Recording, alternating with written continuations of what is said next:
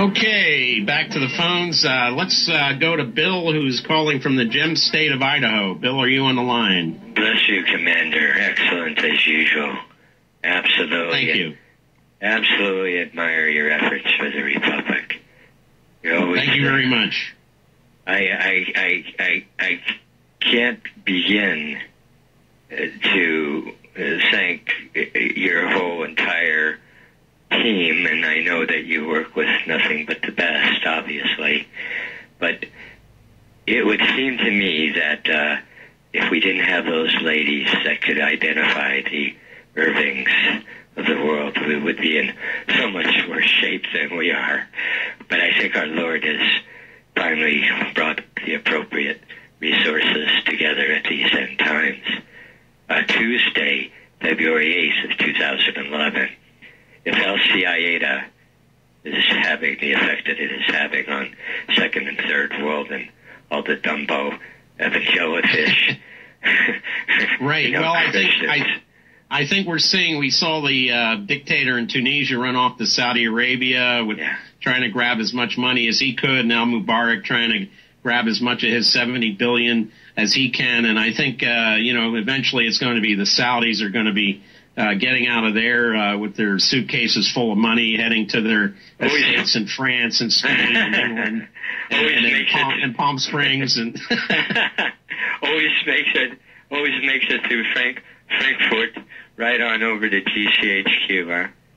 Absolutely. But anyway, thanks for calling in from Idaho, Bill, and thanks for the kind words. I want to, before we hit the end of the hour here, play Glen Beck, who doesn't seem to understand anything about what's going on. If we have enough time for this clip, I want to play this clip of Glen Beck talking about chaos springing up in Egypt and elsewhere. The guy makes no sense, but he's Fox News. If we can play this Glen Beck. Welcome to the Glen Beck program. I don't know if you remember, maybe you were in a coma, when Bush got heat for standing on the deck of an aircraft carrier with a big sign behind him that said mission accomplished. Do you remember this? And everybody on the left said, how could you possibly do that? It's not accomplished. All you've done is destabilize the Middle East. Remember? Mission isn't accomplished, not until democracy takes hold. Well, today is a historic day.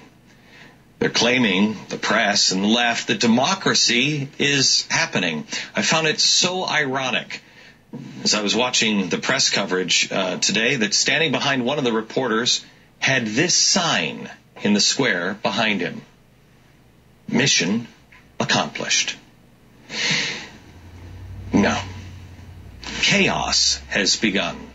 This is the beginning. What they started today is the beginning of God knows what. What's between today and a stable government is anyone's guess. Well, there you go. Glen Beck, who's paid by Rupert Murdoch.